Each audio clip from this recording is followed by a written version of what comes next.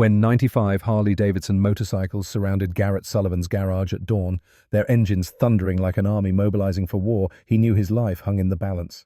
14 hours earlier, he had done something no mechanic should ever do.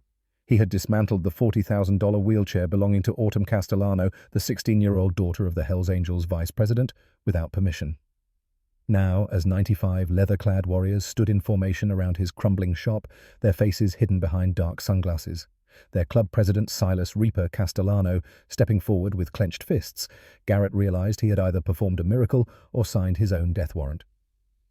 The morning sun painted the Arizona desert in shades of copper and gold, but Garrett Sullivan couldn't see the beauty.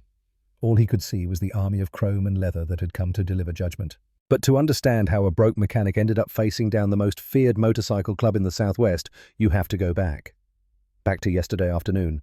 Back to when Garrett Sullivan was just another forgotten veteran trying to survive in a world that had moved on without him. Garrett Sullivan was 34 years old, and every single one of those years showed in the lines around his eyes and the limp in his left leg. The leg that had been shattered by an IED en route Irish in Iraq back in 2018 when he was still young enough to believe his service mattered. His garage sat on the forgotten edge of Mesa, Arizona, where the desert crept close and the rent was cheap because nobody wanted to be there. Sullivan Precision Mechanics. The peeling sign read, "Though precision was about all he had left." The building itself looked held together by stubbornness and duct tape, cracked concrete floors, paint that had once been white but had faded to the color of old bone.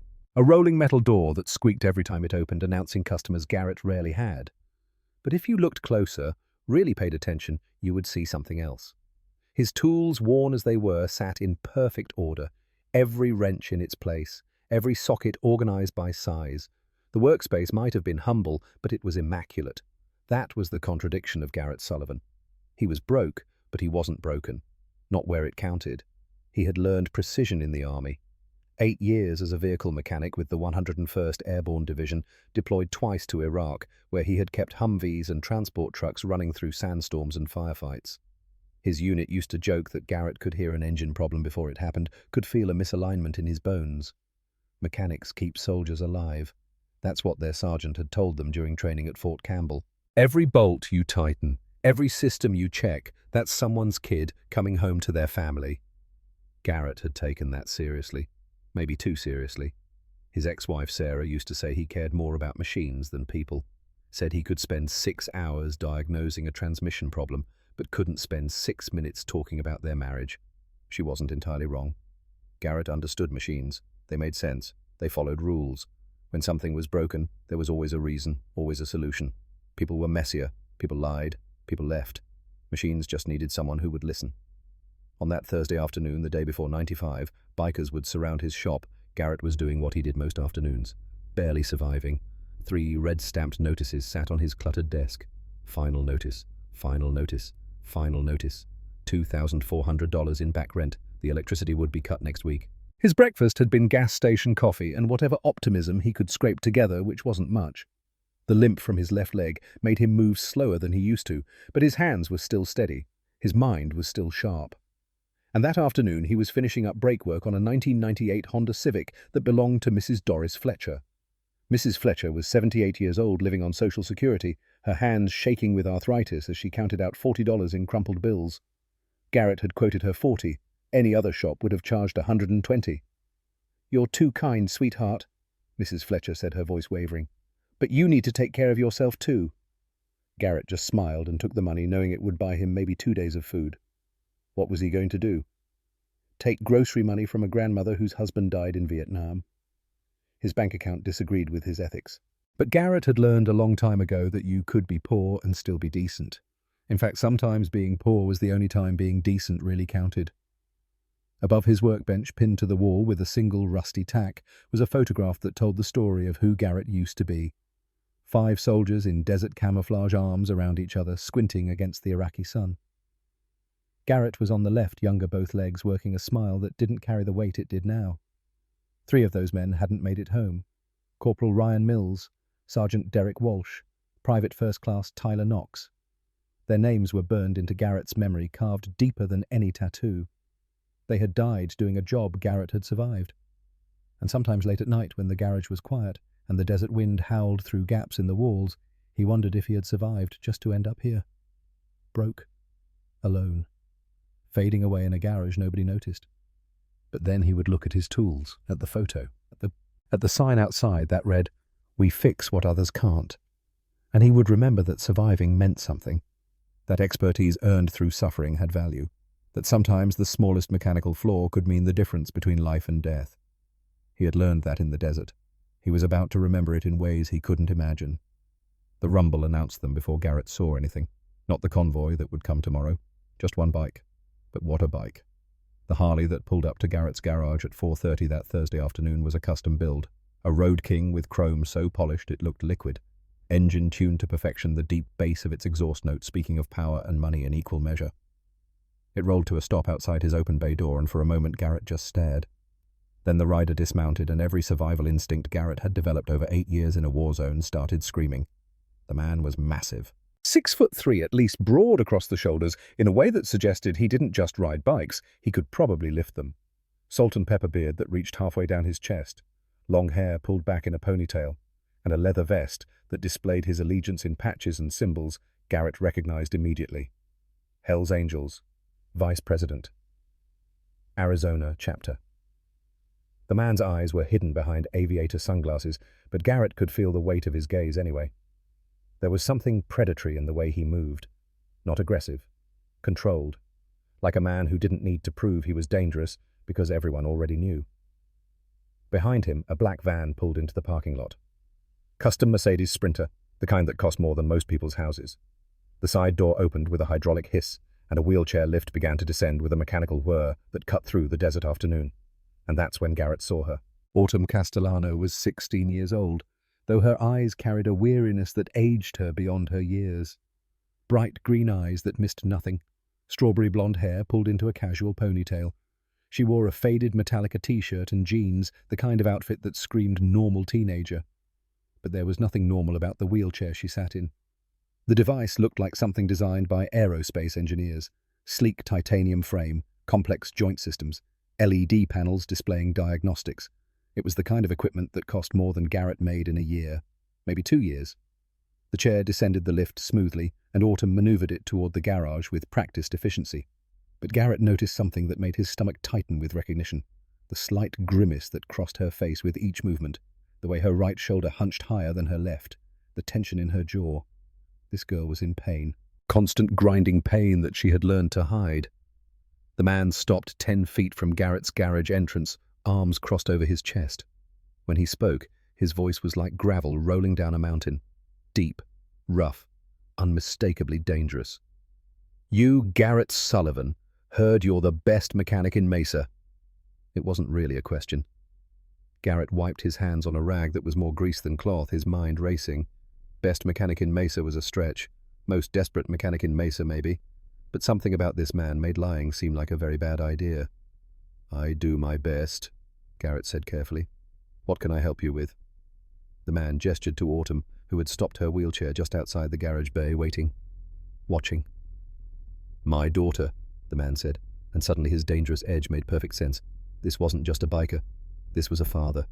The wheelchair's making a noise, squeaking when she moves. Needs looking at. Garrett hesitated. He looked at the sign above his garage. "We fix what others can't." His own words. But this was different. "I work on cars and motorcycles," Garrett said slowly. "Not medical equipment. I wouldn't want to mess something up that's keeping your daughter mobile." The man stepped closer. Not threatening exactly, just closer.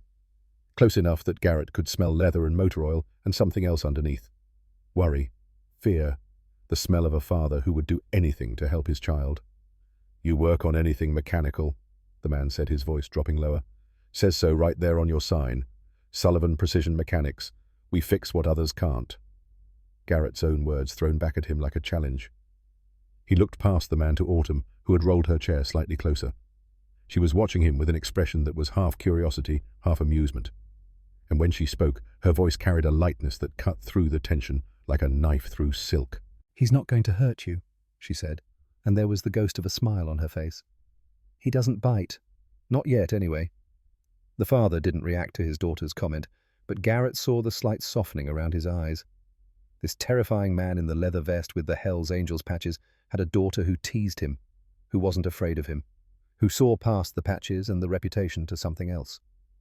"Name's Silas Castellano," the man said, and Garrett understood it was both introduction and warning. "People call me Reaper. This is Autumn, my daughter. That chair cost $40,000, built by specialists in California, top of the line. But it's squeaking, and when I asked around about the best mechanic in the area, 3 different people mentioned your name. Said you see things other mechanics miss." Garrett felt the weight of expectations settle on his shoulders like a physical thing. This wasn't just a job. This was a test. He could feel it in the way Reaper watched him, in the way Autumn waited to see what he would say. He nodded slowly, still wiping his hands on that grease-stained rag. "Bring her in," he said quietly. "Let me take a look." Autumn rolled forward, navigating the slight lip at the garage entrance. The wheelchair hit the threshold with a jarring bump that made her wince. Just a small reaction, quickly hidden. But Garrett saw it. He saw everything. Reaper followed his daughter inside, his presence filling the small space. Up close, Garrett could see the details of his vest, the patches that told stories of chapters and rides and brotherhood, the silver rings on his fingers, the tattoos creeping up his neck. This was a man who had lived a life Garrett could barely imagine, and right now, that man was trusting him with his daughter. Autumn positioned her chair near Garrett's workbench in the good light where he usually diagnosed problems. She looked around the garage with genuine interest, her eyes lingering on the organized tools, the old military photo on the wall, the humble but clean workspace. "Nice shop," she said, and she sounded like she meant it. Garrett knelt beside her wheelchair, his bad leg protesting the movement, but his attention already focused on the equipment. He spent 30 seconds just looking, observing, seeing. And that's when his world shifted. Because what he saw in those first 30 seconds of observation changed everything. Garrett's eyes moved over the wheelchair with the systematic precision he had learned in the army. Weight distribution first, joint articulation second, stress points third, frame integrity fourth, control systems fifth. It took him less than 2 minutes to understand something that made his stomach drop. This wasn't just a mobility device. This was a cage. The wheelchair was beautiful, state-of-the-art, expensive beyond anything Garrett had worked on before. And it was fundamentally catastrophically wrong. Not broken. Wrong. There's a difference. Broken means something failed. Wrong means it was built to fail. The weight distribution was backward. The battery pack, easily the heaviest component at 47 pounds, sat too far forward. Way too far forward. That much weight positioned ahead of the user's center of gravity meant Autumn's lower back was supporting 47 pounds of constant forward pressure. Her spine was being forced into an unnatural curve just to balance the chair's center of gravity. After 2 years of sitting like that 8 hours a day, every day, the damage would be cumulative, chronic, potentially permanent. The wheel alignment was off, just slightly, maybe 3 degrees, most people wouldn't notice. But Garrett had spent 8 years keeping military vehicles aligned within half a degree, because in a combat zone, a misaligned wheel could mean the difference between making it back to base and getting ambushed because you were moving too slowly. 3 degrees meant Autumn's chair constantly wanted to pull left. Every single time she moved, her body had to compensate, her right shoulder working overtime, her back muscles engaging asymmetrically. After 2 years, that compensation would have destroyed her shoulder. Permanent muscle strain, chronic pain that would only get worse with time. The joystick sensitivity was set absurdly low. Garrett tested it with one finger, and it required significant pressure to register input. He could see the calluses on Autumn's right hand where she gripped the control. A 16-year-old girl shouldn't have calluses from asking her wheelchair to move. But it was the brake system that made Garrett's blood run cold. The brakes engaged unevenly. Left side catching a fraction of a second before the right, maybe 0.3 seconds. To most people that would feel like nothing. But Garrett knew better. 0.3 seconds of uneven braking meant the chair would jerk slightly to the left every single time it stopped. Autumn's neck would snap forward and to the side with each deceleration. Hundreds of times a day. Thousands of times a week. After 2 years, her neck muscles would be in constant spasm. Headaches, dizziness, potential nerve damage. Garrett had seen this kind of flaw before, though not in a wheelchair. He remembered a Humvee in Iraq, a suspension system that was off by just millimeters. Everyone said it was acceptable. He had insisted it wasn't. 3 days later, that Humvee hit an IED and 4 soldiers lived because the suspension absorbed the blast correctly. The same principle applied here. Small flaws compound. Acceptable tolerances become unacceptable suffering. "How long have you been using this chair?" Garrett asked, his voice quiet. Autumn tilted her head, surprised by the question. Most people asked about the accident, about what happened to her, about whether she would ever walk again. Nobody asked about the chair. 2 years, she said, since the accident.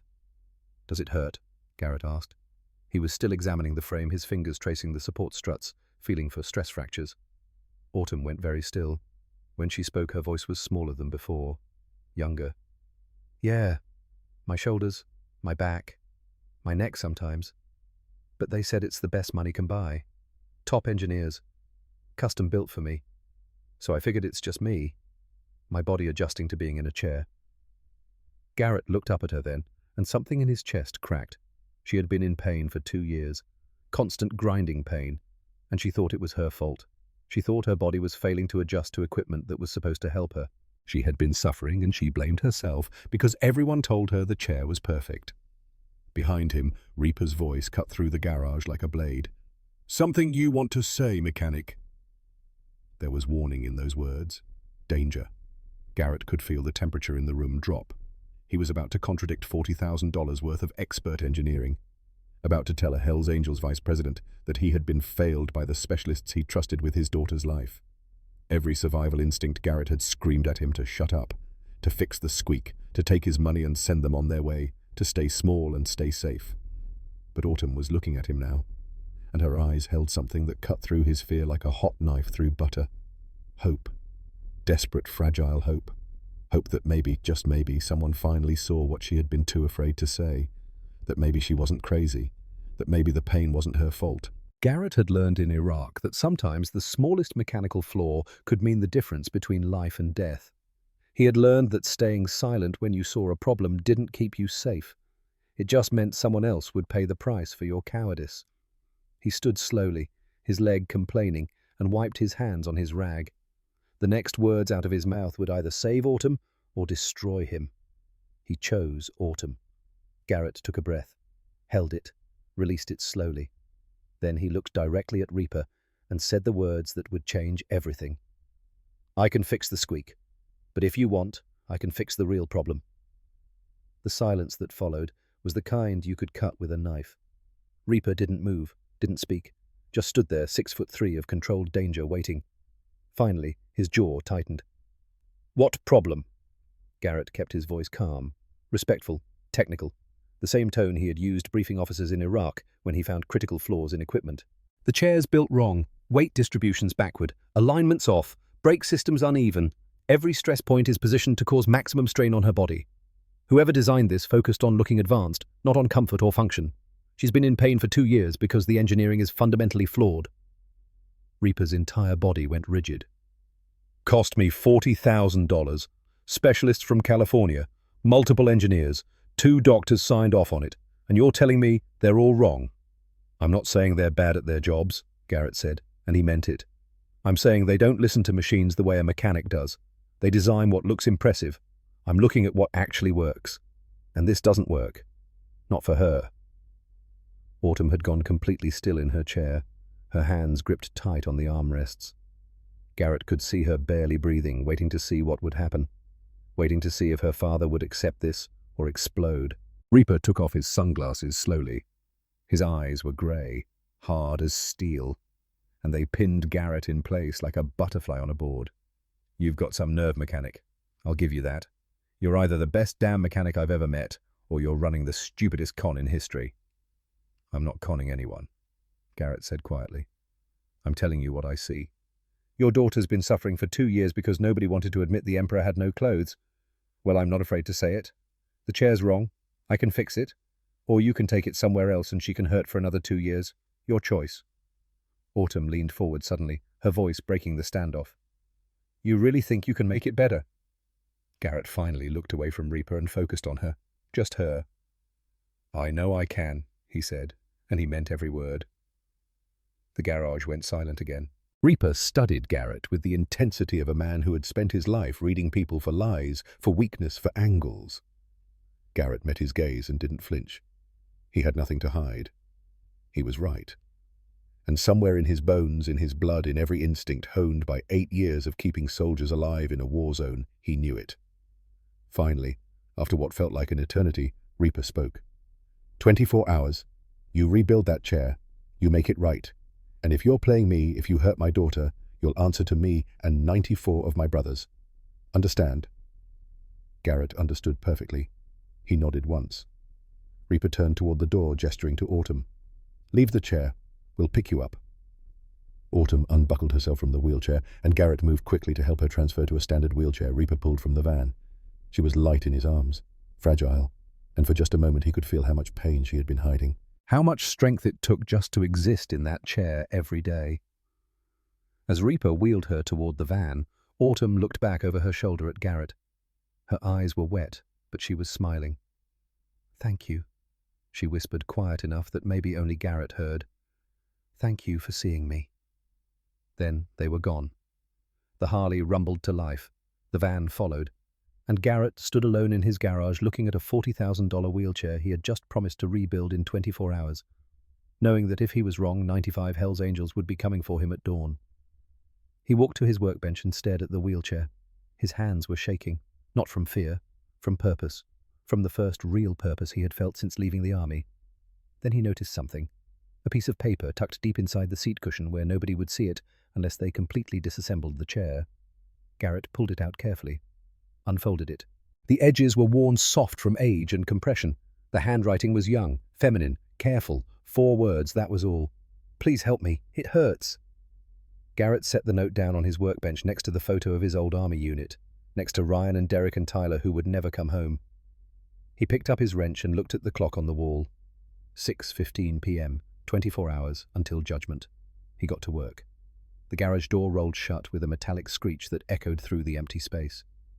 Garrett stood in the center of his garage, the wheelchair on his workbench under harsh fluorescent lights, and felt the weight of what he had just promised settle over him like a lead blanket. 24 hours. That's what Reaper had given him.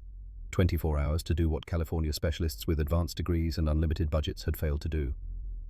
He pulled out a yellow legal pad from his desk drawer and started listing every problem he had identified. 1 battery placement. 47 pentelomes too far forward. Spine compression. Solution: relocate battery to rear frame position. Redistribute weight along entire wheelbase. 2 wheel alignment. 3 degrees left pull. Right shoulder overcompensation. Solution: complete wheel rebuild. Match diameters within 0.1 mm. Realign axle mounts. 3. Joystick sensitivity. Requires excessive pressure. Hand calluses. Fatigue. Solution: recalibrate control system. Increase sensitivity by 40%. 4. Brake system. Uneven engagement. Neck strain. Solution: rebuild brake calipers.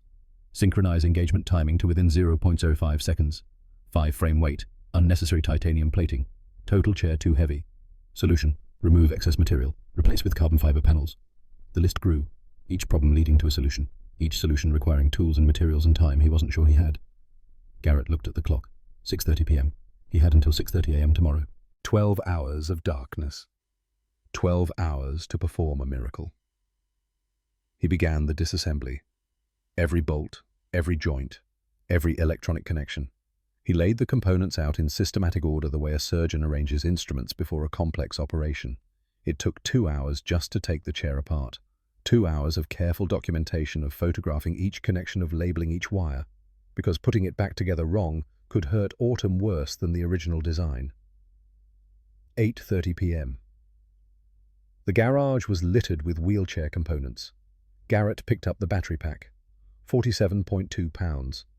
This battery, positioned where the engineers had placed it, was destroying Autumn's spine. The seat cushion made him angry. The foam compressed unevenly. After 2 years of sitting, tilted, Autumn's pelvis would be rotated. That rotation would travel up her spine, affecting everything. 9 p.m. Garrett made himself stop and eat.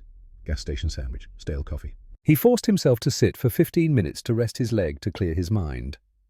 Through his office window, he could see the lights of Mesa spread out below. Thousands of people living their lives, completely unaware that in this small garage a broke mechanic was trying to save a girl he barely knew. He thought about Autumn, about that note. "Please help me. It hurts." 4 words that represented 2 years of silent suffering. 9:15 p.m. Back to work. The wheel assemblies were next. Garrett measured each wheel. Left front 300 millimeters, right front 300.4 millimeters, 0.4 millimeters, Most people would call that acceptable tolerance. But Garrett knew better. 10 p.m. He heard a sound that made his heart skip. The rumble of a motorcycle. Distant, then closer. The motorcycle passed without slowing. Just someone heading home. But the sound lingered, a reminder that in less than 9 hours, that rumble would return. Multiplied by 95. 11 p.m. 4 hours of work. The wheelchair was completely disassembled. Garrett stood surrounded by titanium and aluminum and carbon fiber and electronics and felt doubt creep in. What if I'm wrong? He could see Sarah's face, his ex-wife. You always think you know better than everyone else, Garrett. One day that's going to cost you everything. His phone sat on the workbench. Reaper's number. He could call right now. Apologize, say he needed more time. Then his eyes landed on the note. Please help me. It hurts. Garrett set the phone down. He looked at the wheelchair frame, and something shifted in his perspective. This wheelchair was a cage, built from good intentions and expensive materials, but they hadn't asked Autumn what she needed. Garrett picked up his wrench. 11:15 p.m., 7 hours and 15 minutes until dawn. I've been wrong before, he said out loud to the empty garage, but I'm not wrong about this. Then Garrett Sullivan got to work. The clock on the wall read 11:15 p.m. when Garrett Sullivan picked up his first wrench and began the work that would either save his life or end it. 7 hours and 15 minutes until dawn. 7 hours and 15 minutes until 95 Hell's Angels arrived to judge whether he was a genius or a dead man walking. The garage was silent except for the hum of fluorescent lights and the distant howl of coyotes in the Arizona desert. Garrett stood over the completely disassembled wheelchair components laid out in systematic order across his workbench and felt the weight of what he had promised. Autumn's note lay pinned to the wall above his workspace. 4 words in frightened handwriting. Please help me. It hurts. Next to it, the photograph of 5 soldiers in Iraq. Ryan Mills, Derek Walsh, Tyler Knox, all dead, and Garrett, who had survived, now facing a test that felt more terrifying than any firefight. He rolled his shoulders, cracked his knuckles, and began. The first modification was weight redistribution. The battery pack sat on his scale, confirming 47.2 pounds. This battery positioned forward was destroying Autumn's spine every single day. Garrett measured the rear frame mounting points, calculated the new center of gravity. The battery had to move back, redistribute its weight along the entire wheelbase, but the rear frame wasn't designed to support that weight. He would have to reinforce it without adding significant mass, and he would have to do it with materials on hand. Midnight came while Garrett worked with his angle grinder, cutting away 12 pounds of unnecessary titanium plating from the lower frame. The metal had been added for aesthetics, not function. It served no purpose except to add weight and make Autumn's life harder. Sparks flew across the concrete floor as Garrett carefully removed the excess material. Each cut had to be precise. Too much, and he would compromise structural integrity. Too little, and the chair would still be too heavy. His hands were steady despite exhaustion. This was what he knew. In Iraq, he had worked on vehicles where a single mistake could mean soldiers died. The pressure then had been immense. Here he was alone. Just him and a wheelchair and a promise he couldn't break. By 12:45 a.m., the excess titanium was gone. Pieces that had cost hundreds of dollars per pound, now scrap. But Autumn would never know the difference, and her body would feel the relief immediately. Now came the harder part. Replacing that titanium with something lighter, but just as strong. Garrett walked to the corner of his garage where his Trek mountain bike hung on the wall, worth $2,400. The last birthday gift Sarah had given him before the divorce, back when she still believed their marriage might survive. The bike had micro-shock absorbers in the wheel hubs designed to smooth out trail impacts. Professional-grade components that would be perfect for Autumn's wheelchair wheels. Garrett stood there, his hand on the bike frame, and felt something twist in his chest. This was the last thing he owned that connected him to Sarah. The last piece of a marriage that had failed. The last reminder that someone had once cared enough to give him joy. He looked at Autumn's note. Please help me. It hurts. A 16-year-old girl who had been suffering for 2 years, who had hidden her pain because she thought it was her fault. Garrett grabbed his bolt cutters. The first cut into the Trek's frame felt like a betrayal. The carbon fiber cracked with a sound that seemed too loud. But Garrett didn't stop. He cut away the front fork, extracted the shock absorbers with surgical precision, then moved to the rear wheel assembly. By 1:30 a.m., his $2,400 bike was destroyed. Components scattered across his workbench. But he had 4 micro-shock absorbers that would change Autumn's life. Some legacies are built not on what we preserve, but on what we're willing to sacrifice. Garrett began the meticulous work of adapting the mountain bike components to fit a medical wheelchair. The mounting points were completely different. Everything had to be custom fabricated, machined to tolerances measured in hundredths of millimeters. He worked with his lathe, his drill press, his steady hands, creating brackets and adapters. Each piece tested, each measurement verified 3 times. 2 a.m. arrived with the completion of the first shock absorber installation. Garrett tested it, pressing down on the wheel, feeling the smooth compression and release. Perfect. This would work. He was installing the second absorber when he heard it, the rumble of a motorcycle engine, distant, then growing closer. Garrett's hands froze. Was Reaper coming back early? The motorcycle pulled up outside, engine cut. Footsteps approached. A figure appeared in the entrance. Not Reaper. Younger, maybe 27. Lean and dangerous looking, with tattoos covering both arms and a scar running down his left cheek. Hell's Angel's vest, marking him as a prospect. The young man stepped into the garage, eyes scanning everything. "Name's Jagger Cole," he said, voice rough. "Reaper sent me. Check on you. Make sure you're not running some kind of con." Garrett's mouth went dry, but he kept his voice steady. "I'm not conning anyone. I'm working." Jagger walked closer, boots heavy on concrete. He picked up one of the shock absorbers, examined it, then looked at the destroyed bike frame. "This yours?" "Was mine," Garrett corrected. "Needed the parts." "Expensive bike. You destroyed it. The girl needs it more than I need memories." Something shifted in Jagger's expression, a crack in the hostile facade. He set the shock absorber down carefully. "You really think you can fix her chair?" "I know I can, because I see what they missed." Jagger was quiet, studying Garrett. Finally, he spoke, voice losing its hostile edge. "Tell me what you're doing. Every step." So Garrett explained. Weight distribution, wheel alignment, joystick sensitivity, brake system. He showed Jagger each modification, translating mechanical specifications into reduced suffering. Jagger listened, asked smart questions. His hands traced components as Garrett explained. "You know why I'm really here?" Jagger asked quietly. 2:45 a.m. now. Something had shifted between them. "Reaper wants to make sure I'm legit. That's part of it." Jagger pulled out his phone, showed Garrett a photo. 2 young men in marine dress blues. Brothers. "My brother, Cody Cole. 3 tours. Afghanistan, Iraq, Syria. Came home 2019 with shrapnel in his legs. VA gave him a wheelchair. Standard issue. Cheapest they could get." Garrett knew where this was going. "The chair gave him pressure sores," Jagger continued, voice rough. "Right where the seat cushion compressed wrong. He didn't complain, thought it was just part of being in a chair. Pain was something he could handle. He survived worse in combat." Jagger's hands clenched. "But the sores got infected. He still didn't say anything.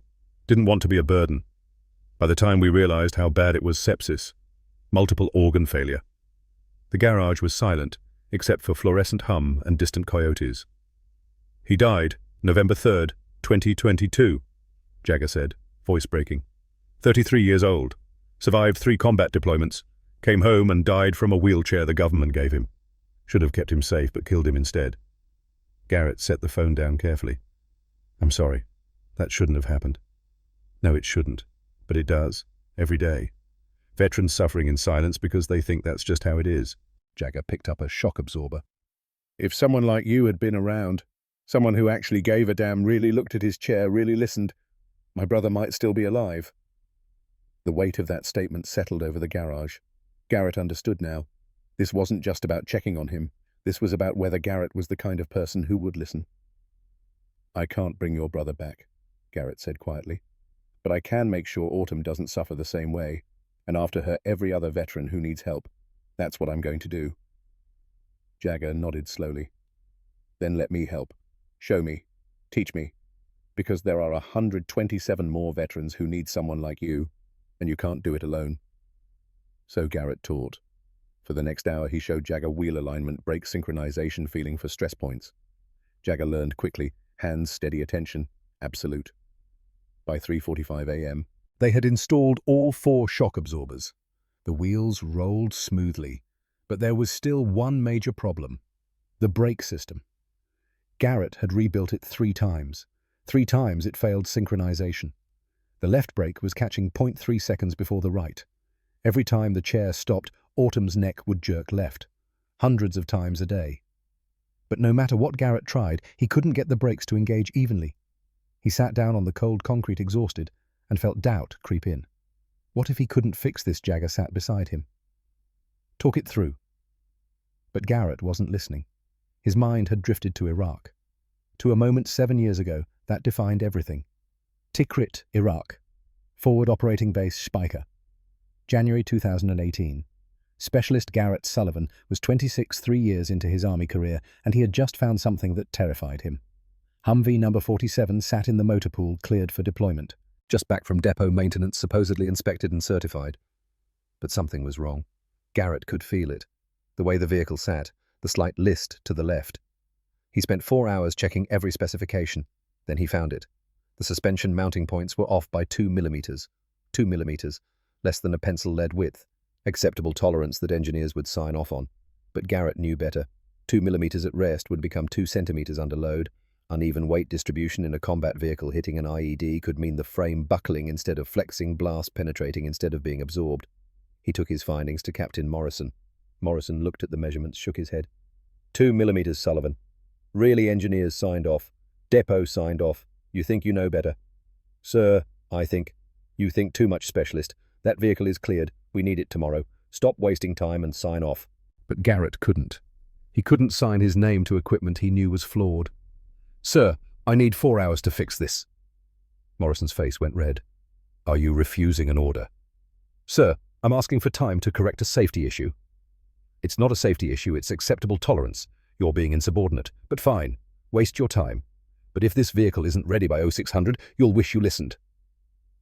Garrett spent the night in the motor pool. 8 hours completely disassembling and realigning the suspension. Painstaking work, while every officer thought he was ridiculous.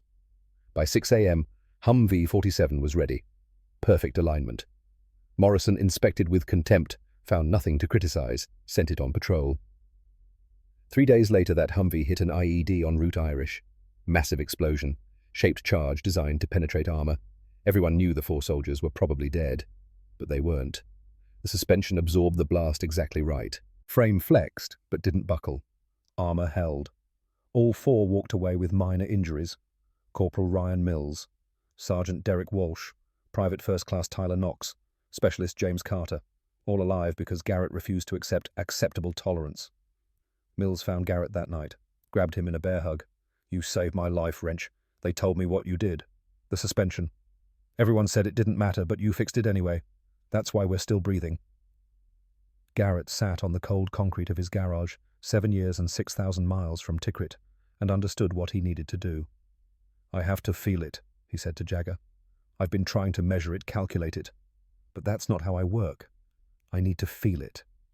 He stood up, leg screaming, looked at the wheelchair, made a decision that would seem insane. He sat down in the wheelchair. Jagger's eyes went wide. What are you doing? Feeling what she feels. His damaged left leg barely fit on the footrest, sending pain through hip and knee. But he needed to understand this chair from inside. Needed to experience what Autumn experienced. He reached for the joystick, pushed forward gently. The chair rolled and Garrett felt the movement through his body. The slight pull left now corrected. The smooth absorption of shock absorbers over a crack. The responsive control. Then he tested the brakes. The chair stopped and Garrett felt it, the jerk to the left, the way his neck snapped forward and sideways. But more than that, he felt something else.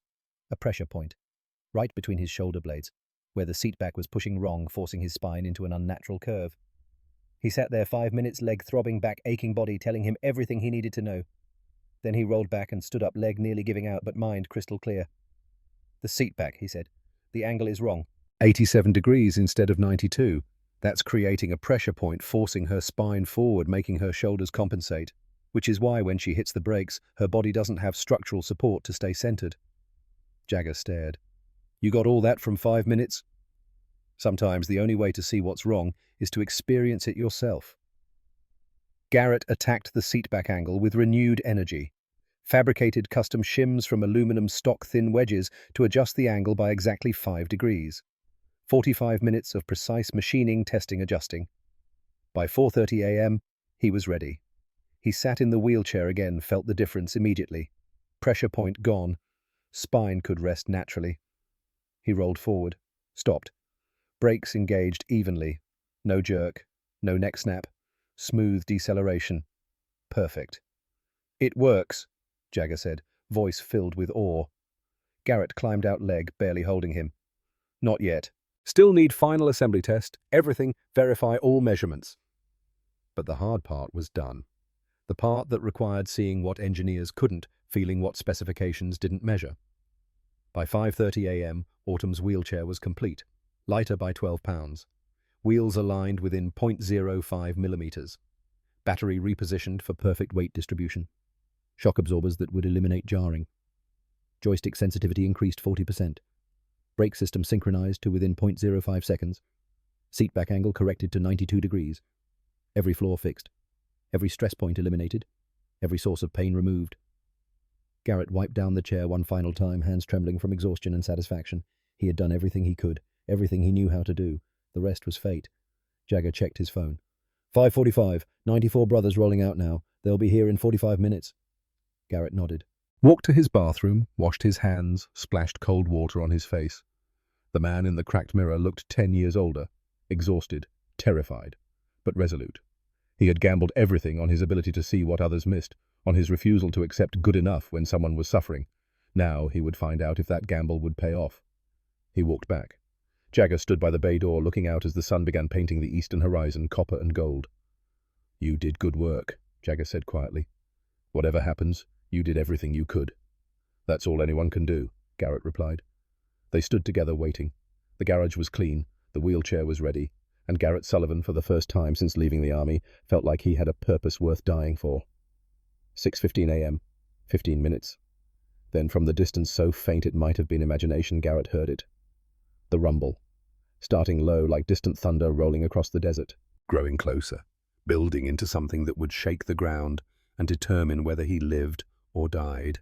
95 Hell's Angels coming to deliver judgment. 6 hours and 47 minutes.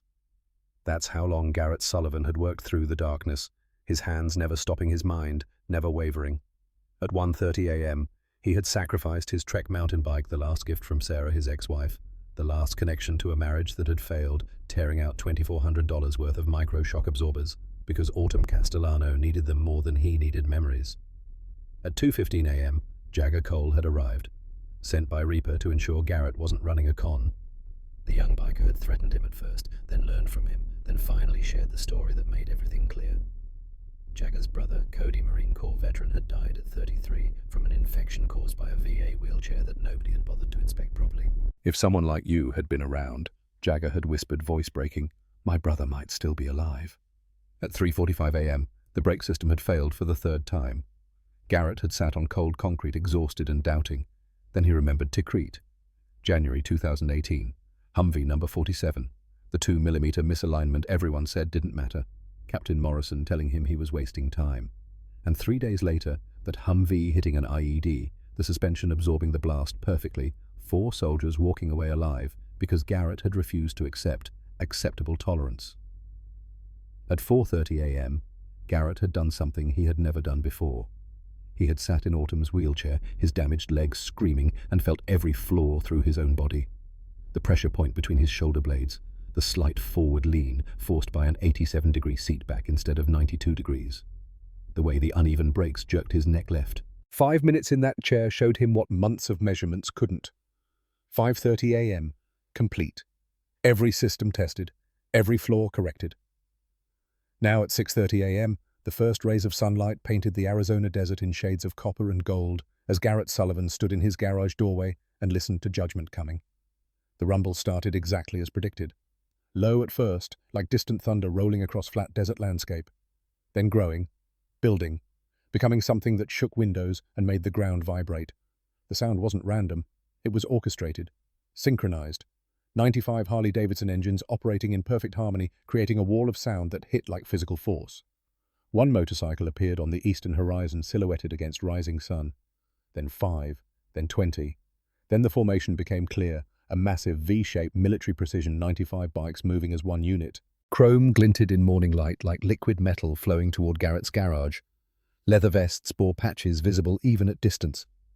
POW MIA flags, unit insignias from wars spanning 4 decades, purple hearts, bronze stars. These weren't criminals, these were warriors. The The sound grew louder. Neighbors woke. Garage doors cracked open. Curtains twitched. Mrs. Doris Fletcher appeared at her window, hand over mouth. Mr. Dale Burton stood on his porch face, pale as bone. The formation reached Garrett's street, filled it completely. Motorcycles parking with precision engines still running, creating sustained roar that made the air vibrate. Then, like a conductor's baton cutting through symphony, the sound stopped. 95 engines cut off simultaneously. The silence that followed was somehow more intimidating. 95 men in leather vests. 95 faces hidden behind dark sunglasses. 95 warriors who had come to deliver judgment. 2 police cars appeared at the street end, lights flashing but no sirens. Officers Davis and Martinez stepped out, hands instinctively moving toward belts. Then they saw the patches. POW MIA flags, Purple Hearts, unit insignias. Officer Davis, who had served 3 tours with Army Rangers, came to attention, brought his hand up in crisp salute. Martinez, whose father had been a Marine, followed suit. The officers stayed by their cars, not interfering, just bearing witness, offering respect to men who had earned it. Reaper dismounted his Road King slowly, deliberately. Every movement calculated to build tension. His 94 brothers parted as he walked through them, boots hitting pavement in rhythm like a war drum. A sea of leather and chrome opening a path for their vice president, for their leader, for a father about to discover whether his trust had been rewarded or betrayed. He stopped 5 feet from where Garrett stood, removed his aviator sunglasses with deliberate slowness. Grey eyes were hard, unreadable, dangerous. The silence stretched, the whole neighborhood holding its breath. Finally, Reaper spoke, voice quiet, but in that silence every word carried like a gunshot. "Where is it?" Garrett's mouth was dry, but his voice came out steady. He gestured toward his workbench. "I kept my promise." Reaper walked past him into the garage. 94 bikers followed, boots hitting concrete in rhythm like approaching thunder. They crowded around the workbench, some kneeling to examine closer, others hanging back, but watching with absolute attention. Garrett could hear their murmurs. Technical assessments from men who understood machines. Frames modified. Weights different. Wheels look custom. Check out those shock absorbers. Reaper circled the wheelchair slowly, hands behind his back. Not touching, just looking. Examining every detail with intensity that suggested he was memorizing every modification, cataloguing every change. 5 full minutes. 5 minutes that felt like 5 hours to Garrett, who stood near the entrance with Jagger beside him, barely breathing. Finally, Reaper straightened, looked directly at Garrett, waited until the garage went completely silent, except for fluorescent hum. "Talk me through it," Reaper said. Not a request, a command. Every change, every decision. So Garrett stepped forward, limp more pronounced, after a night of standing without rest. He pointed to the first modification, voice steady, despite exhaustion. "Weight distribution." The battery was here, 47 pounds, pressing forward, forcing her spine into constant curve just to balance. I moved it here to rear frame. Fabricated custom mounting brackets reinforced the frame. Now weights distributed evenly. Her spine can sit naturally instead of constantly fighting. Several bikers nodded, because men who understood that weight and balance weren't abstract concepts, but the difference between comfort and suffering. Wheel alignment. Original wheels were mismatched by 0.4 millimeters in diameter. Doesn't sound like much, but over a day, over thousands of rotations, it forced constant compensation. Right shoulder overtime, back muscles engaging asymmetrically. I rebuilt the assemblies, completely matched them within 0.05 millimeters. Now the chair tracks straight. Her shoulders can relax. More nods. A few bikers taking notes on phones. These shock absorbers came from my mountain bike. Professional-grade micro-absorbers designed to smooth out trail impacts. I adapted them to fit. Now every bump, every crack, every threshold, the chair absorbs it instead of transferring shock into her body. Less pain, less fatigue, less cumulative damage. He saw a few bikers glance at the destroyed Trek frame in the corner. Saw them understand what that sacrifice meant. Joystick sensitivity was set too low, requiring significant pressure. I increased sensitivity 40%. Now it responds to lightest touch. No more strain, no more calluses. Frame weight. I removed 12 pounds of unnecessary titanium plating. Looked impressive, served no function except making the chair heavier and her life harder. Lighter means less energy required, less fatigue, more independence. And this one was most important. Seat back angle was 87 degrees instead of 92. 5 degrees doesn't sound like much, but it created a pressure point between her shoulder blades, forcing spine forward, making shoulders compensate, throwing off entire posture. That misalignment was why the brake problem seemed unfixable, he paused. I only found it because I sat in the chair myself, felt what she feels. Sometimes the only way to understand what's wrong is to experience it yourself. The garage was silent. Every biker watching, every neighbor listening. Even police officers had moved closer. The brake system was engaging unevenly, left side catching 0.3 seconds before right. Every time she stopped, neck would jerk forward and left, hundreds of times a day. After I corrected the seat back angle, after I gave her spine proper support, I could synchronize the brakes. Now they engage within 0.05 seconds. Smooth stops, no neck strain, no cumulative trauma. He stepped back, letting his work speak. Boone McKenna stepped forward, 52-year-old Marine with prosthetic legs, voice rough with emotion. I'm Boone. Lost both legs Fallujah, 2004. Been in a VA chair 8 years. Everything you just described, the pull, the compensation, the shoulder strain, the neck jerks, I live with it every single day. I thought that's just how it was, just part of being in a chair. Voice cracked. You're telling me it doesn't have to be that way? Before Garrett could answer, another biker stepped forward, younger, maybe 37, walking with pronounced limp. Nash Hartley, Army, took shrapnel outside Mosul 2016. They gave me a walker 4 inches too short. Been destroying my back 9 years. Physical therapists say I need custom fit insurance, won't cover it, so I live with pain. Every day, every hour, every step. He looked at Garrett with desperate hope. Could you fix that? Could you adjust a walker the way you adjusted this chair? More voices joined. A cascade of stories. Veterans failed by equipment that should have helped, suffering in silence because the system told them the equipment was fine, so the problem must be them. Garrett stood listening, understanding something profound. This wasn't just about Autumn. This was about every veteran who had served and come home broken only to be given equipment that made suffering worse. Reaper held up one hand. Voices fell silent immediately. He turned to face Garrett, and something in his expression had shifted. The dangerous edge was still there, but underneath was something else. Recognition. Respect. You saw what they missed, Reaper said quietly. $1 million engineers with fancy degrees and state-of-the-art facilities. They missed everything that mattered. But you saw it, because you listened, because you cared enough to actually look. He paused. But now comes the real test. Reaper walked to the garage entrance and gestured. The black Mercedes Sprinter van pulled forward, side door sliding open with hydraulic hiss. Autumn appeared, sitting in a standard wheelchair pushed by her physical therapist. The girl's face was pale, eyes red-rimmed like she hadn't slept. She had been terrified, Garrett realized. Terrified that this mechanic she barely knew had destroyed her only means of mobility. Reaper moved to help his daughter, lifting her with gentleness that contradicted everything about his appearance. He placed Autumn carefully into the rebuilt wheelchair. 95 bikers watched in absolute silence. 7 neighbors peered from windows. 2 police officers stood at attention. And Garrett Sullivan held his breath, his entire life balanced on whether his hands had been as skilled as his instincts had been certain. Autumn settled into the seat. Her eyes widened immediately. "It's lighter," she whispered. "It's so much lighter. I can feel the difference." Her hands found the armrests, and she made a small sound of surprise. They were positioned exactly where her arms wanted to rest. No strain, no awkward angle, just natural, comfortable support. Her back settled against the seat, and tears started forming. "My back. It's not pushing wrong. I can sit straight without fighting it." Her feet touched the footrests, and tension drained from her face. Her knees could bend naturally. No hyperextension, no constant strain, just proper support that let her body relax. But the real test came when Autumn reached for the joystick. She touched it with just her fingertips, barely any pressure at all. The wheelchair responded instantly, smoothly, perfectly. Autumn made a sound that was half laugh, half sob. She pushed the joystick forward, and the chair accelerated smoothly. No lag, no having to press hard, just instant responsive control.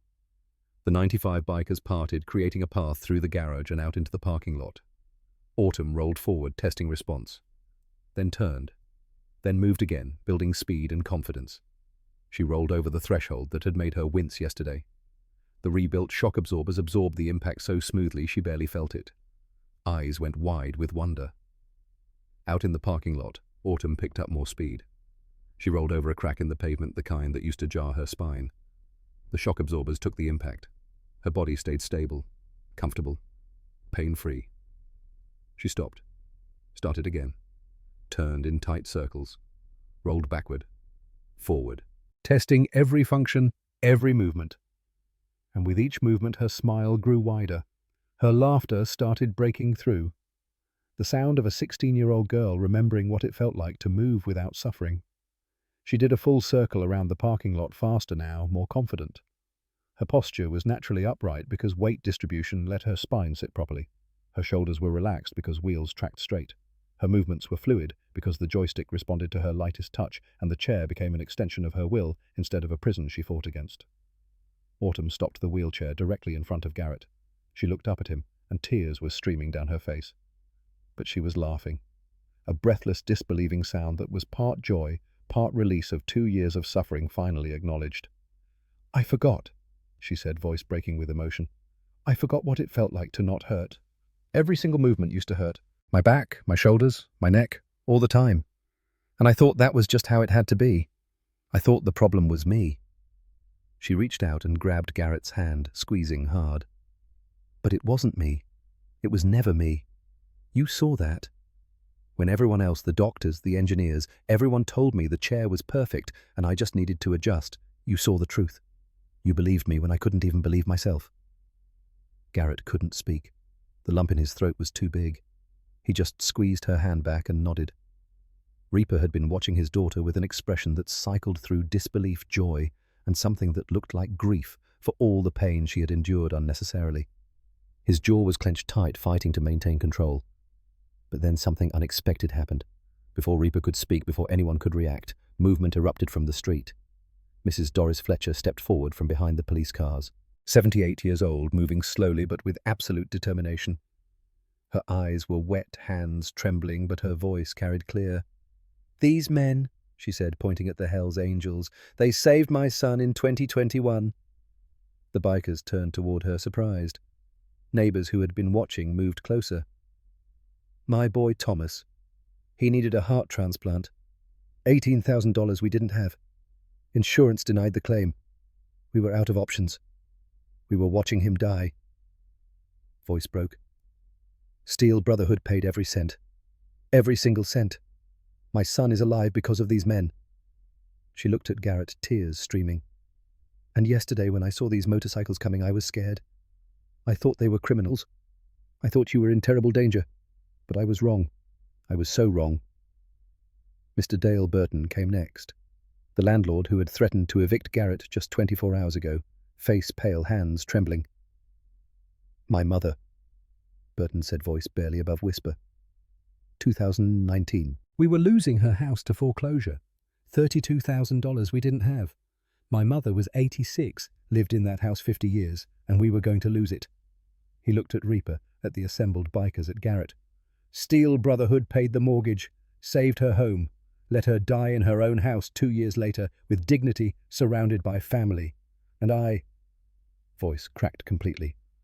"I called you useless yesterday. I threatened to throw you out. But these men knew. They knew you were worth saving. They saw something in you that I was too blind to see."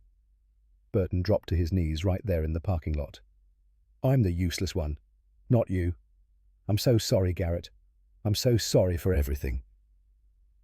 Mrs. Gwen Patterson, 67, who had peered fearfully through curtains, stepped forward next. "My granddaughter, Emma. She was 9 when she got leukemia in 2022. $24,000 for chemotherapy insurance wouldn't cover. We were going to lose her." She looked at the bikers with something like reverence. "Steel Brotherhood paid, all of it. Emma's 14 now. She's alive. She's healthy. She plays soccer. And it's because these men refused to let a little girl die when they had power to help." More neighbors came forward.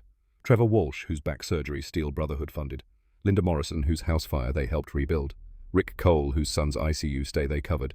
Beth Carter, whose mortgage they rescued when her husband died in Iraq. 7 neighbors, 7 families.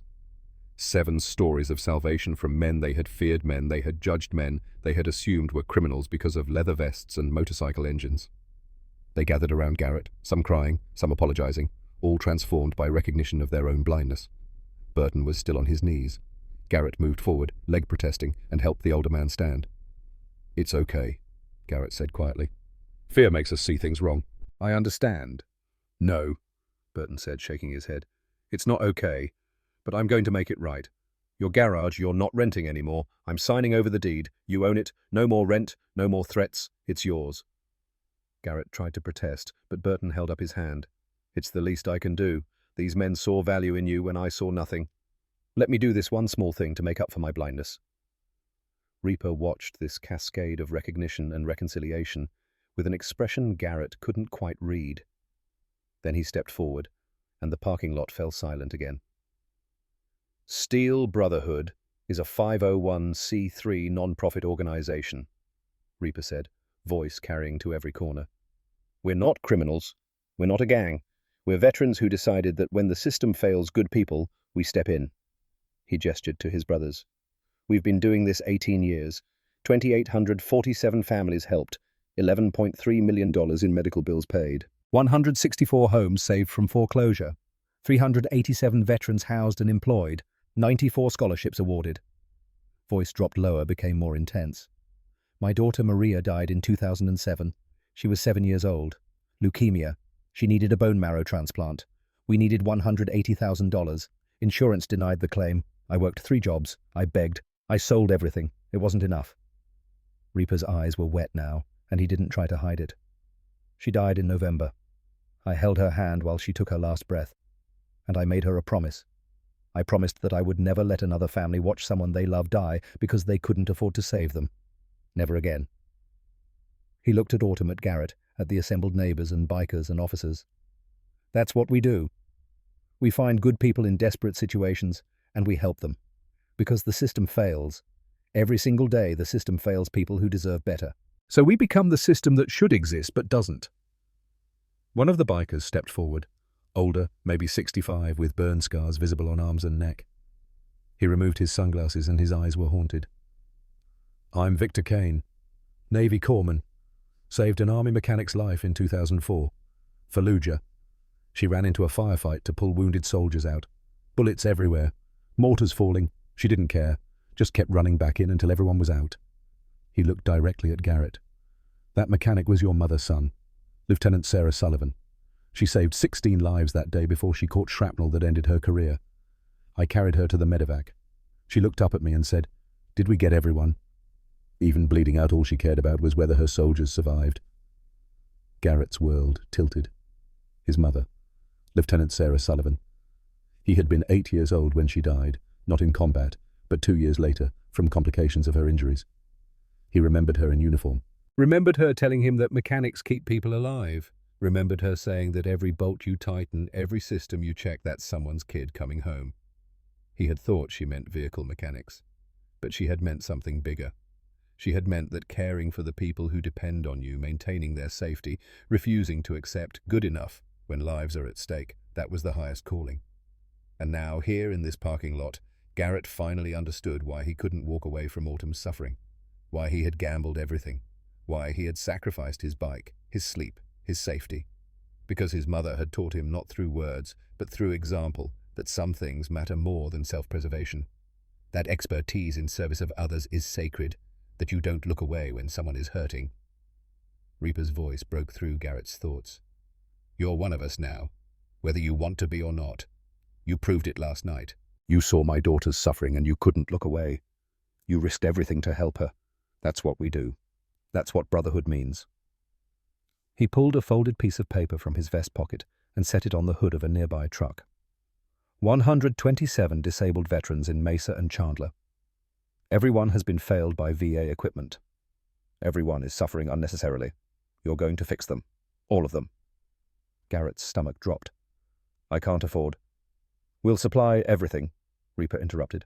"Materials, tools, whatever you need. You supply the skill. You supply the time. You supply the heart that refuses to accept suffering when you have power to reduce it." Boone McKenna stepped forward.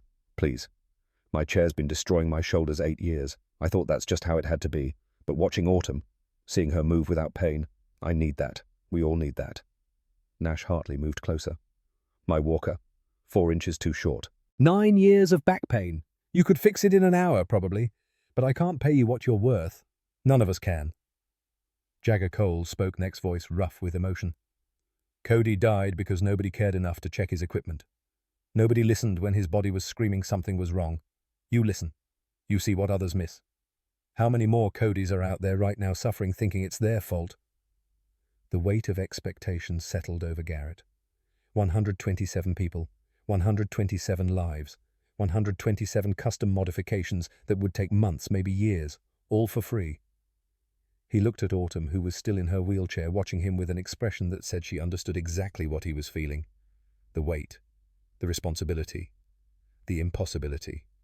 Then she spoke, voice quiet, but absolutely certain. You told me something yesterday. You said the chair was wrong, not me. That my pain wasn't my fault. That I deserved equipment that actually worked. She gestured to the assembled veterans. They all need to hear that. They all need someone to tell them their suffering isn't inevitable, that they're not broken beyond repair, that someone sees them. Garrett looked at the faces surrounding him. Veterans who had given everything, neighbors who had misjudged him, bikers who had seen value when others saw nothing, a 16-year-old girl who had been invisible until someone paid attention. He thought about his mother, Lieutenant Sarah Sullivan, running into firefights to save soldiers, bleeding out but still asking if everyone made it. He thought about Tikrit, Humvee number 47, 2 millimeters that everyone said didn't matter, 4 soldiers who lived because he refused to accept acceptable tolerance. He thought about Jagger's brother Cody, 33 years old, killed by a wheelchair nobody bothered to check. And he thought about the note. Please help me, it hurts. It. 4 words that represented not just Autumn's suffering, but the suffering of everyone who had been taught their pain didn't matter. Garrett looked at Reaper, at the list of 127 names, at the impossible task, and he nodded. When do we start? Boone grinned through his scarred face. Brother, we start right now. They did start right now. Within an hour, Boone's wheelchair was on Garrett's workbench. Within 2 hours, Garrett had diagnosed the problem: wheels mismatched by 3 millimeters in diameter. By noon, Boone was rolling across the parking lot for the first time in 8 years without having to compensate, without his shoulders screaming. He stopped in the middle of the lot and just sat there. His broad shoulders started shaking. 52 years old, Marine Corps veteran, 2 Purple Hearts, and he was crying because for the first time since Fallujah, he could move in a straight line. Boone rolled back to Garrett, reached up and removed the dog tags from around his neck. Tags he had worn through 3 deployments and 8 years of civilian suffering. You earned these, brother, Boone said, voice thick with emotion. More than I ever did. Wear them. Remember why you do this. Remember that skill in service of others is sacred. Garrett tried to refuse, but Boone pressed the worn metal into his hand. The tags were warm, carried the weight of years and sacrifice and brotherhood that transcended blood. Day 2 brought Nash Hartley and his walker. The adjustment took 3 hours, raising the height 4 inches, adding cushioned grips, reinforcing the frame. When Nash stood with the adjusted walker, his spine straightened for the first time in 9 years. The relief on his face was immediate, profound, transformative. His wife Emma hugged Garrett so hard he couldn't breathe. She couldn't stop thanking him, tears streaming, and Garrett stood there awkwardly accepting gratitude he didn't feel he deserved. He was just fixing what should have been fixed from the beginning.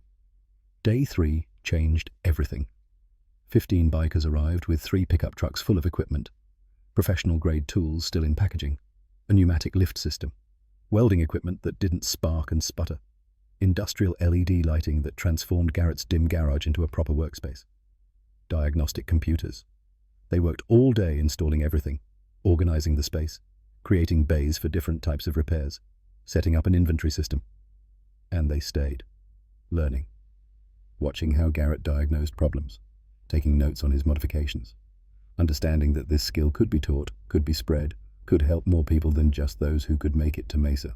Autumn organized the new materials, creating an inventory system with color-coded bins and clear labels.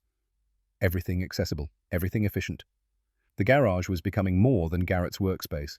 It was becoming a community hub, a place where broken things, mechanical and human, could be made whole. Jagger proved to be a natural apprentice. His hands were steady, his attention was absolute, and he carried the memory of his brother Cody, which gave him purpose that transcended simple mechanical work. Day 4 brought unexpected attention. A local ABC 15 news van pulled up cameras and a reporter named Kate Morrison. Garrett was immediately uncomfortable trying to wave them away, but Autumn intervened. She positioned herself between Garrett and the camera, sitting tall in her rebuilt wheelchair, and spoke with confidence that belied her 16 years. "This man sees what nobody else sees," she told the reporter, voice clear and strong. "The experts see specifications and regulations and what's supposed to work according to their designs. Garrett sees people. He sees suffering that everyone else ignores or dismisses, and he can't look away." She gestured to the garage behind her. "He doesn't fix machines. He fixes lives. He gives people back their dignity, their mobility, their hope. He proves that being broken doesn't mean being worthless, that sometimes the things the world says are unfixable just need someone who refuses to accept that answer." The interview aired that night. "The mechanic who heals," they called it. By morning, Garrett's phone wouldn't stop ringing.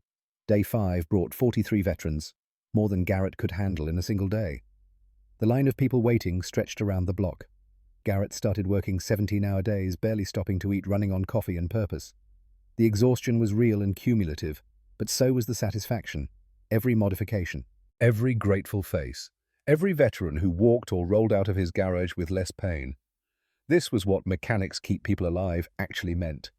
Not just in war zones, but here, now, in the endless aftermath of service. Day 6 was different. The bikers organized a barbecue in the garage parking lot, and everyone Garrett had helped showed up. Boone and Nash and Autumn and dozens of others, plus their families, children running and playing, music, the smell of grilled meat and the sound of laughter. The parking lot was full of motorcycles and wheelchairs and walkers, but more than that, it was full of hope, of people who had found each other through shared suffering and unexpected salvation. Reaper stood on the bed of a pickup truck so everyone could see him. 3 weeks ago, Reaper began, voice carrying, "I brought my daughter to a broke mechanic because her wheelchair was making a noise. I thought it was a simple repair, an inconvenience." He gestured to Autumn, who was surrounded by children asking about her wheelchair. "Today, my daughter can move without pain for the first time in 2 years. She's walking with a modified walker. She's been accepted to Arizona State University's biomedical engineering program. She has a future that didn't exist 3 weeks ago." Reaper's voice grew stronger. "But this isn't just about Autumn. 63 veterans in this community have had their lives changed by a man who sees what others miss. 63 people who were suffering in silence because the system told them their pain didn't matter. 63 people who now know that someone gives a damn." He pointed to Garrett. "That man is essential, not because of his tools or his garage or his credentials, because of his heart, because he can't see suffering and look away, because he understands that dignity and mobility and freedom from pain are rights, not privileges." The crowd erupted in applause.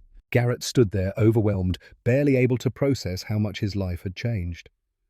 Day 7 brought the moment Garrett would remember as proof that miracles were real.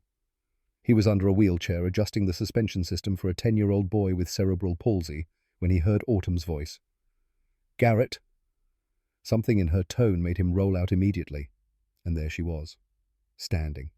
Not in her wheelchair, not even using the modified walker, just standing, upright, independent, moving on her own 2 feet. She took a step. Her movement was careful, deliberate, but it was real. Then another step, then 3 more. Her face was a mixture of concentration and joy and disbelief. Garrett dropped his tools. Couldn't speak. Couldn't process what he was seeing. Autumn had been in a wheelchair for 2 years. Complete mobility loss from a spinal injury doctors said was permanent. The specialists had told her she would never walk again. And now she was walking. She took 5 steps total before stopping in front of Garrett, slightly breathless, but smiling wider than he had ever seen. "The chair helped," she said, voice shaking with emotion. "Getting my spine properly aligned, reducing the constant pain and inflammation. It gave my body space to heal. The doctors said it was impossible, but they were wrong about the chair, so maybe they were wrong about this too." She reached out and took Garrett's hand. "You gave me my life back. Not just mobility, not just reduced pain. You gave me hope. You showed me that the things everyone says are impossible sometimes just need someone who refuses to accept that answer." Reaper had been watching from across the garage. Now he moved closer, and his face carried an expression Garrett had never seen. Pure joy mixed with something like grief for all the time his daughter had lost. "You didn't just fix a wheelchair," Reaper said quietly. "You gave me my daughter back." Autumn smiled. "I'm going to be an engineer, Dad. Biomedical engineering. I'm going to design equipment that actually listens to the people who use it. I'm going to be the kind of engineer who remembers that specifications on paper mean nothing if the human experience is suffering." She looked at Garrett. And I'm going to help you. Right now. Every day. I'm going to be your assistant, your organizer, your advocate. Because I understand what these veterans are going through. I lived it. And together we're going to change the system that failed all of us.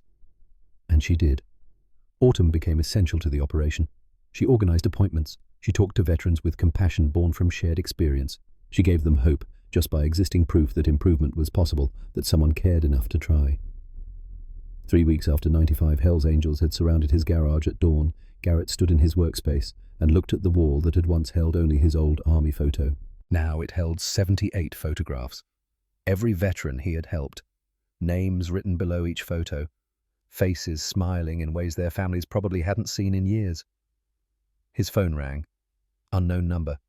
Garrett almost didn't answer. "Is this Garrett Sullivan?" A woman's voice. Professional. Slightly formal. "Speaking." "My name is Catherine Webb. I'm the governor of Arizona. I've been hearing remarkable things about your work." Garrett's stomach dropped. "I'm just doing what needs doing, ma'am." "That's what I've heard. And that's why I'm calling.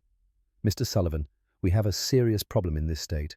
Our VA medical equipment procurement system has been failing our veterans for years, and we've recently discovered something much worse.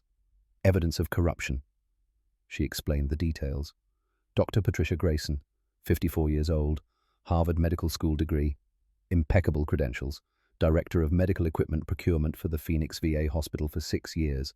And for 4 of those years, she had been taking bribes from Richard Vaughan, CEO of MediPro Solutions, Inc., $340,000 in kickbacks. In exchange, Dr. Grayson had approved 1,247 pieces of equipment that failed basic safety standards, equipment that looked good in brochures but broke down in real-world use. 52 veterans had died from complications related to that equipment: infections, falls, medical crises precipitated by equipment failures, 52 people who had served their country and died because someone with power had valued money over lives. "We're building a case," Governor Webb said. "Federal prosecutors, FBI, medical board investigations. But what we need is someone who can testify about what proper equipment should look like. Someone who understands the difference between specifications that look impressive and equipment that actually works." "You want me to testify?" Garrett asked. "I want you to help us make sure this never happens again. Will you help us, Mr. Sullivan?" Garrett looked at the wall of 78 faces. At Autumn, who was organizing schedules. At Jagger, who was learning to diagnose wheel alignment. At his garage, which had transformed from a place of failure into a place of hope. "Yes, ma'am," he said. "I'll help." The arrest of Dr. Patricia Grayson happened on a Thursday morning, 6 weeks after Garrett had rebuilt Autumn's wheelchair. She sat in her corner office at the VA hospital in Phoenix. Leather chair, mahogany desk, diplomas from Harvard framed on the wall beside photographs of her shaking hands with senators and generals, awards for excellence in medical equipment procurement. She was sipping her morning coffee when her carefully constructed world began to collapse. The first call came at 9:15 a.m., Arizona Health Department. "Dr. Grayson, we've received allegations regarding your medical equipment procurement practices." She dismissed it easily. "Baseless. Every procurement decision I've made has followed proper protocols." The second call came at 9:40 a.m., State Medical Board. "Dr. Grayson, an investigation has been formally opened into your procurement practices and potential conflicts of interest." Her hands started to shake. Medical board investigations could destroy careers. The third call came at 10:05 a.m., Senator Warren's office. "Dr. Grayson, the senator needs to speak with you urgently about testimony we've received from a mechanic in Mesa named Garrett Sullivan." A mechanic. Some grease monkey was threatening her career. The absurdity made her angry. The fourth call came at 10:20 a.m., FBI Phoenix Field Office. "Dr. Grayson, Special Agents Morrison and Blake are en route to your location. Please remain in your office." Her coffee cup slipped from her hand, shattering on the floor. FBI. Federal investigation. This was criminal. She grabbed her phone, called her lawyer. "Richard, they're coming. The FBI, the emails, the offshore accounts, they found everything." "Don't say anything," her lawyer said. "Not a single word. I'm on my way." But he was too late. FBI Special Agents Morrison and Blake arrived at 11 a.m. They had a warrant. "Dr. Patricia Grayson, you're under arrest for conspiracy to defraud the United States acceptance of bribes, wire fraud, and 52 counts of criminally negligent homicide." The handcuffs were cold steel against her wrists. The click as they locked felt like the sound of her life ending. The perp walk was worse. The building had somehow been surrounded by media. 40 cameras. Dozens of reporters shouting questions. "Dr. Grayson, Did you accept bribes from MediPro Solutions? Dr. Grayson, how many veterans died because of equipment you approved? She tried to keep her head up, tried to maintain dignity. But Agent Morrison kept a firm grip on her arm and she stumbled on the stairs and the cameras caught everything. Her face would be on every screen in America by noon. The woman who had approved equipment that killed 52 veterans paraded in handcuffs for the world to see. The trial took 3 months. Garrett testified for 4 hours. He brought Autumn's wheelchair, brought examples of the equipment Dr. Grayson had approved, explained in devastating detail exactly how each piece failed basic safety standards. This wheelchair, Garrett said, pointing to one of the VA-issued chairs, has wheels that are mismatched by up to 5 millimeters in diameter. That might not sound significant, but over the course of a day it forces constant compensation. The user's body is working overtime just to move in a straight line. He showed the brake system. The brakes engage unevenly by up to a full second. Every time the user stops, their neck snaps forward, hundreds of times a day, after months or years that causes permanent cervical spine damage. He showed the seat cushion. This foam compresses unevenly within weeks, creates pressure points that lead to sores. Those sores become infected. Some of those infections become fatal. The prosecutor displayed documents. Mr. Sullivan, these are the specifications that Dr. Grayson approved. Do they match what proper equipment should look like? No, Garrett said simply. These specifications prioritize cost over safety. They look acceptable on paper, but anyone who actually works with this equipment would know immediately that it's inadequate. The problem is that nobody was checking. Nobody was asking the veterans using this equipment whether it actually worked. Security footage played in the courtroom. Dr. Grayson in a parking garage accepting an envelope from Richard Vaughan. The envelope clearly full of cash. The exchange taking less than 30 seconds. Bank records were displayed. Deposits totaling $340,000 over 4 years. Money coming from accounts linked to shell companies. Emails were read aloud. Messages between Dr. Grayson and Vaughan. Just to prove the bid, Patricia. Nobody actually checks this stuff. The specs look borderline. Are you sure they'll pass basic inspection? Trust me, veterans don't complain. They think this is just how it is. And even if they do complain, who are people going to believe, Harvard-educated doctors or disabled veterans? The jury heard testimony from families, 23 families of the veterans who had died.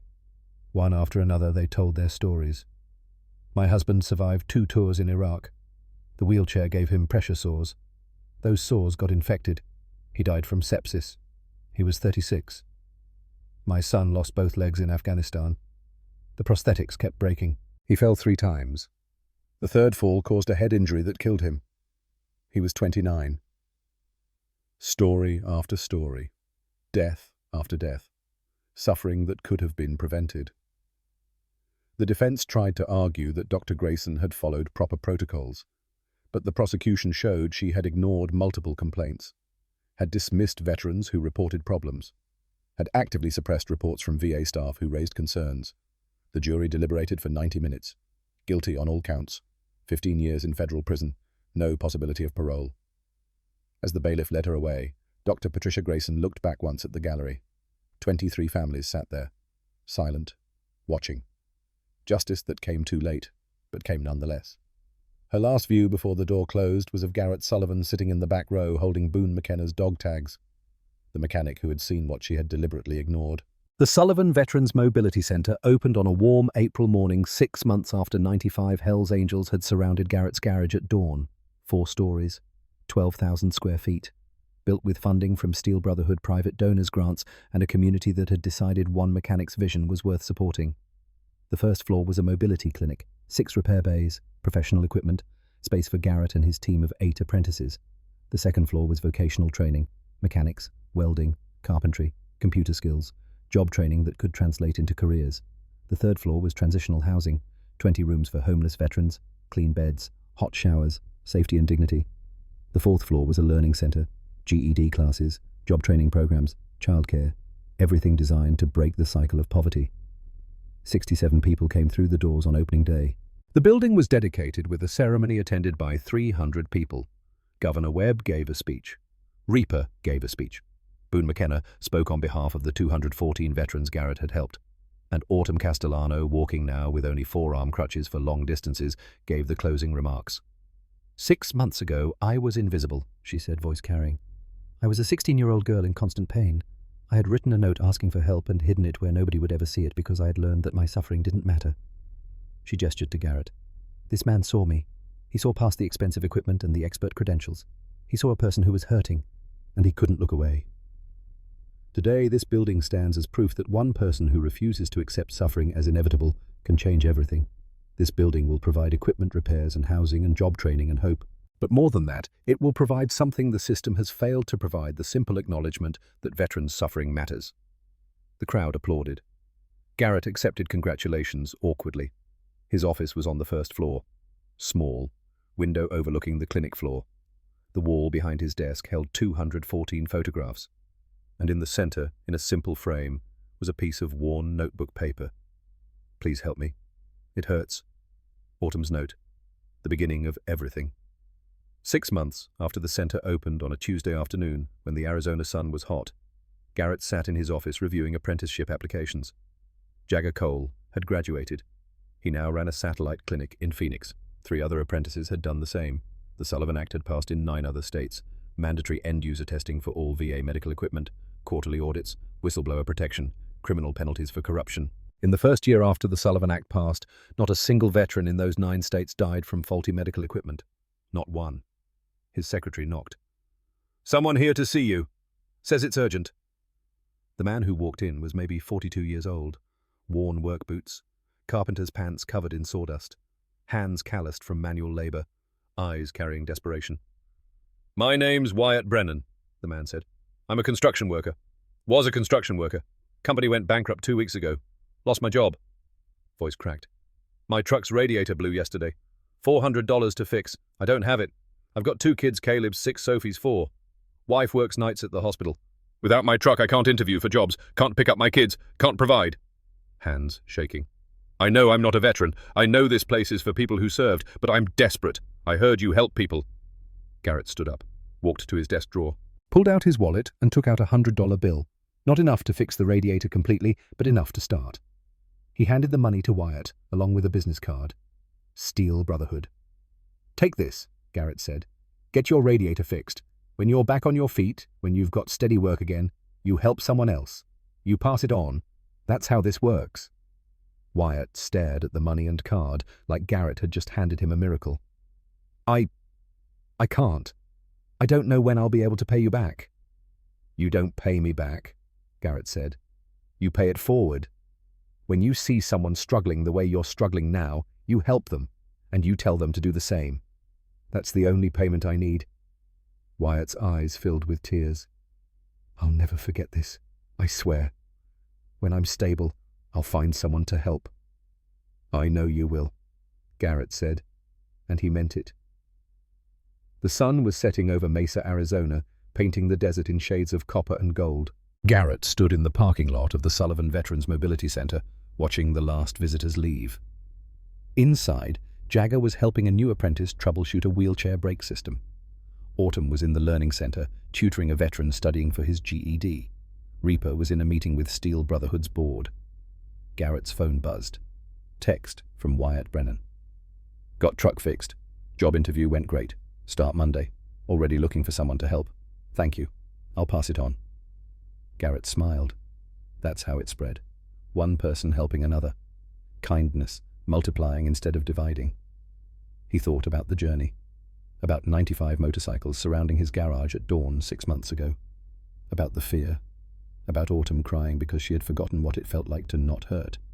About Reaper trusting him. About Dr. Grayson in prison. About the Sullivan Act. About 214 veterans.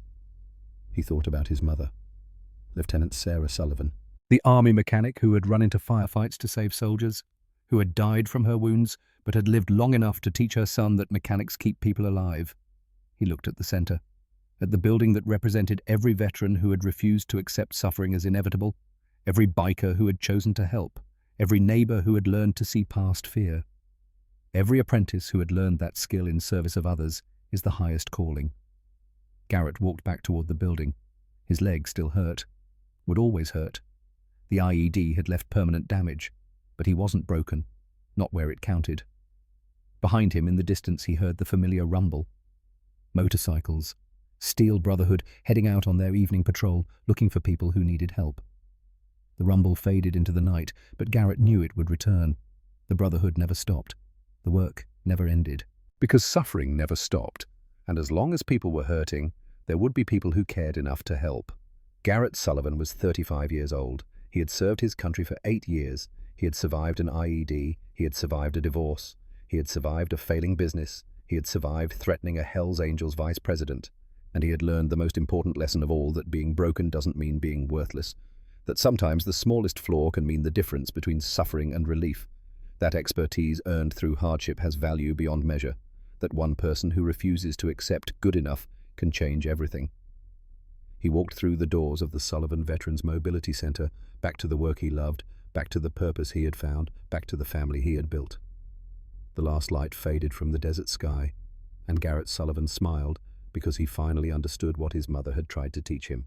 Mechanics keep people alive, not just in war zones, not just in moments of crisis, but every single day, in the quiet work of seeing what others miss, of listening, when others dismiss, of caring, when others look away. And sometimes that makes all the difference in the world.